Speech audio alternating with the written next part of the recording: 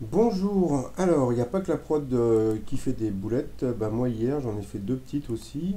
Bah premièrement j'avais oublié de finir ma phrase de la vidéo, donc la grosse boulette de l'année, la question gênante posée, et puis en plus j'avais pas mis d'eux, et puis en plus j'avais dit que la personne était tétraplégique, et en fin de compte il était paraplégique, donc mea culpa. Donc bah comme j'ai dit, donc comme on a pu voir, la presse a repris la boulette de, comment dire, de la question posée à la personne handicapée. Donc voilà, donc bon, je trouve que bon, il n'y avait pas vraiment à en faire un plat, mais je savais très bien que comment fonctionne un petit peu les, comment dire, la presse people. Donc voilà. Sinon, alors quoi de neuf dans les 12 coups de midi? Bah Paul, toujours aussi sympathique. Ses parents nous ont montré des photos de lui comme il était petit, il était trop mignon. Au coup d'envoi, il a eu cette question. Dans quel art s'est illustré Haydn? Bien sûr, c'était la musique. Vous aviez Greta qui avait une voix de folie, qui chantait du gospel. Eh bien, voilà. Selon des scientifiques britanniques, à quel âge notre cerveau devient-il adulte? Eh bien, c'était à 30 ans. Après, donc, vous aviez Sandrine. Pourquoi le beurre salé est-il si répandu en Bretagne? C'était à cause d'un impôt. Donc voilà, après vous aviez Thomas sans S.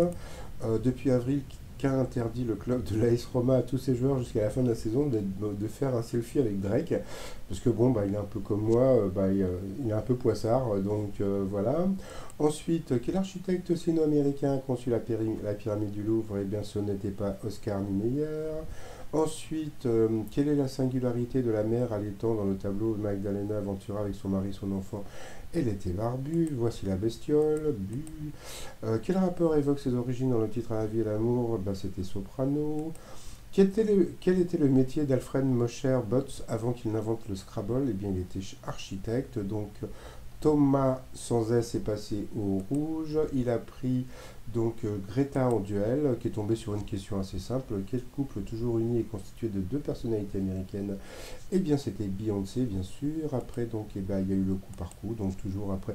Là, sur cette question, il est passé à l'orange. C'est-à-dire que pour Paul, dès qu'on lui pose une question qui sort de, comment dire, de l'histoire, de la littérature, etc. Bon, c'est vrai que cette question, franchement, quel célèbre visage a un grain de beauté? Bon, moi, à part Cindy Crawford, les autres, je savais même pas, mais bon, c'est pas très important. Donc après, ça a été repris avec, comment dire, des questions, comment dire, bon, sur des dates, etc. Donc pourquoi qu'il passe au rouge?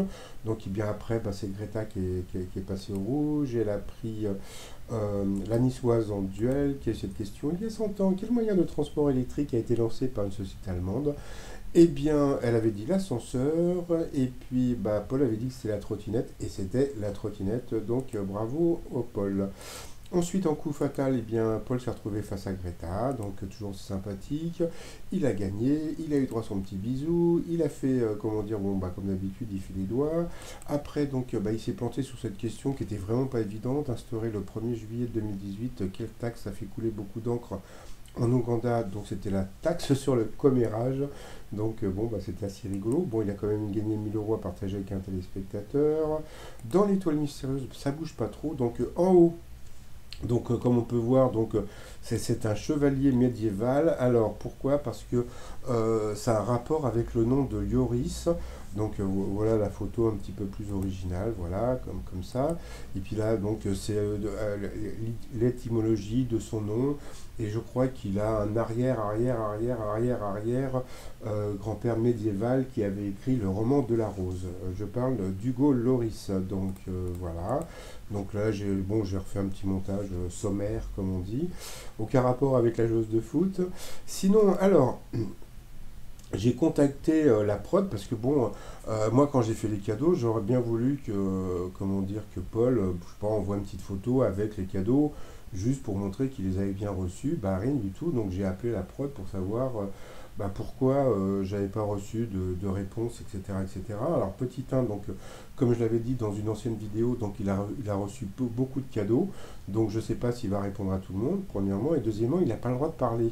C'est-à-dire que bah, ça fait partie des chartes de, comment dire, des gagnants des 12 coups de midi. Ils n'ont pas le droit de parler, donc bon, ils vont parler à la presse, genre People ou genre, comment dire, la presse papier, quoi, vous voyez. Donc c'est pour ça qu'il y avait eu comment dire, des photos qui avaient été faites avec Jean-Luc Reichmann. Mais bon, bah, à moi, ils veulent pas parler. Donc, bah, tant pis. Donc, voilà. Sinon, bah, le t-shirt, bah, qui dit rouge dit duel. Donc, la personne qui m'en a commandé un, donc, ça partira normalement demain.